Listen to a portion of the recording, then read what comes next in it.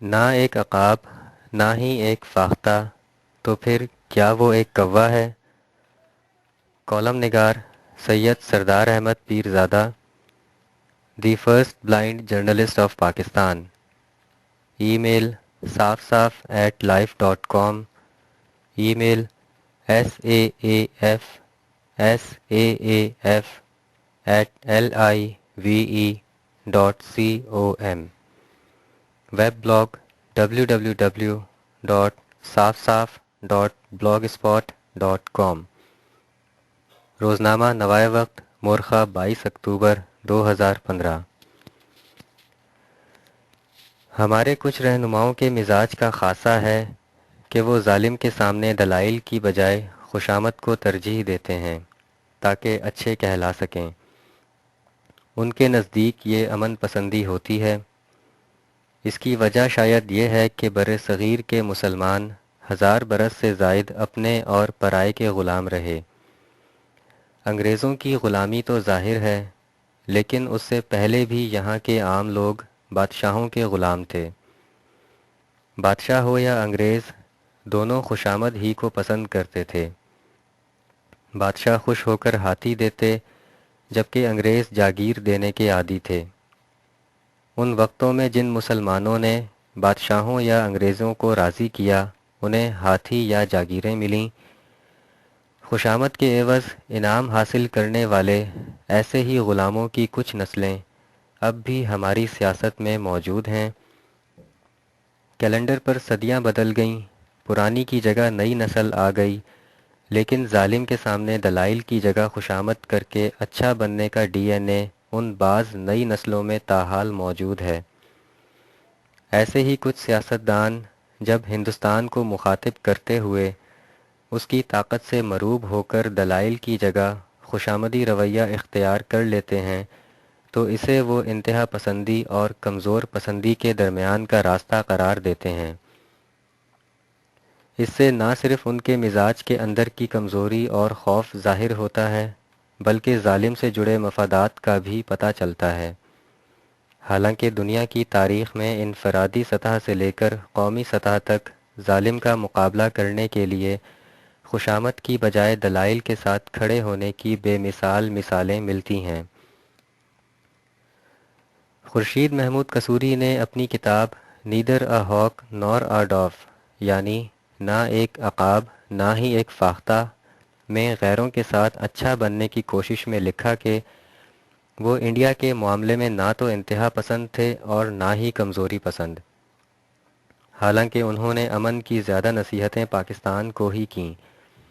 مثلاً انہوں نے تحریر کیا کہ انڈیا کے ساتھ تعلقات نارمل کرنا پاکستان کے لیے بہت بہتر ہوگا۔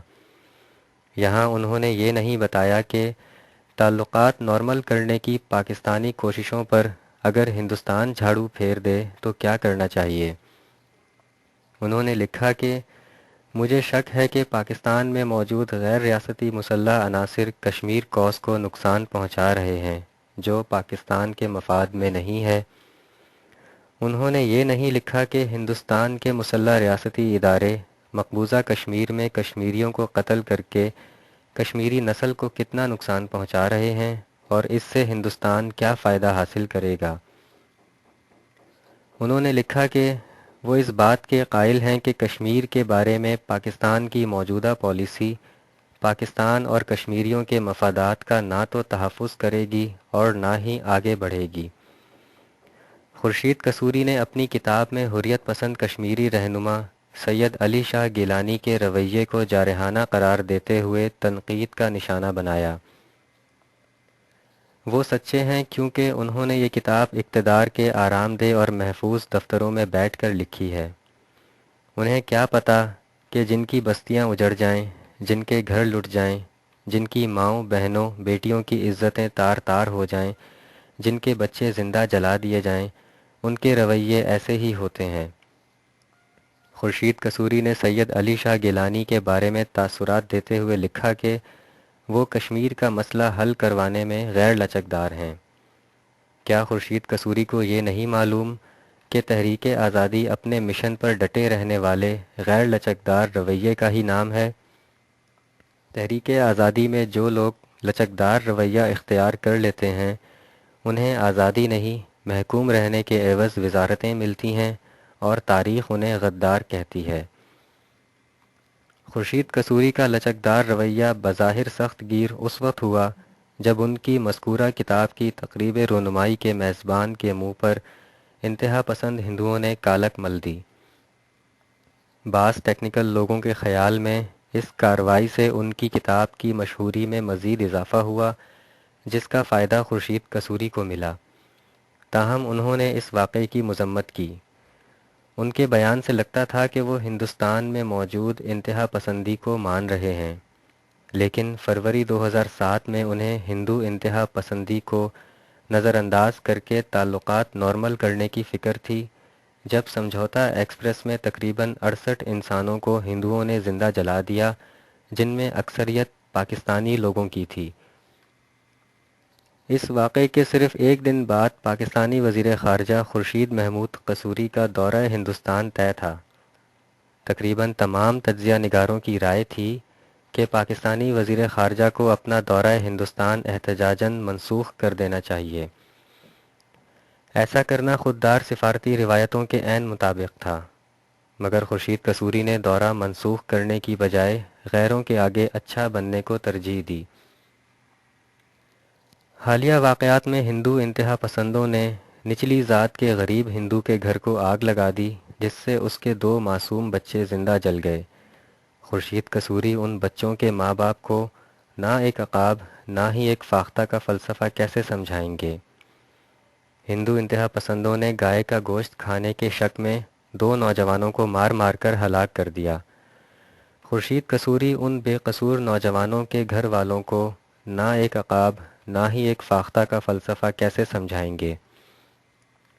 ہندو انتہا پسندوں نے آسٹریلیا کے نوجوان جوڑے کو پکڑ کر ہراساں کیا۔ خورشید قصوری سیر و تفریح پر ہندوستان آئے اس جوڑے کو نہ ایک عقاب نہ ہی ایک فاختہ کا فلسفہ کیسے سمجھائیں گے؟ ہندو انتہا پسندوں نے مقبوضہ کشمیر اسمبلی کے مسلمان رکن انجینئر رشید کے منہ پر کالک مل دی۔ خورشید قصوری کشمیری مسلمانوں کو نہ ایک عقاب نہ ہی ایک فاختہ کا فلسفہ کیسے سمجھائیں گے؟ ہندو انتہا پسندوں نے سکھوں کی مقدس کتاب کی توہین کی۔ خورشید قصوری سکھوں کو نہ ایک عقاب نہ ہی ایک فاختہ کا فلسفہ کیسے سمجھائیں گے؟ ہندو انتہا پسندوں نے ہندوستان اور پاکستان کے کرکٹ میچ ختم کروا دیے۔ خورشید قصوری دنیا بھر کے کرکٹ لورز کو نہ ایک عقاب نہ ہی ایک فاختہ کا فلسفہ کیسے سمجھائیں گے؟ ہندو انتہا پسندوں کے ہاتھوں کئی عیسائی زندہ جل گئے۔ خورشید قصوری ہندوستان کی عیسائی برادری کو نہ ایک عقاب نہ ہی ایک فاختہ کا فلسفہ کیسے سمجھائیں گے؟ ہندو انتہا پسندوں نے گرجا گھر کی 71 برس کی بوڑھی نن کو ریپ کیا۔ خورشید قصوری متاثرہ خاتون کو نہ ایک عقاب نہ ہی ایک فاختہ کا فلسفہ کیسے سمجھائیں گے؟ اگر کوئی عقاب نہ ہو اور فاختہ بھی نہ ہو تو پھر کیا وہ ایک کوہ ہے؟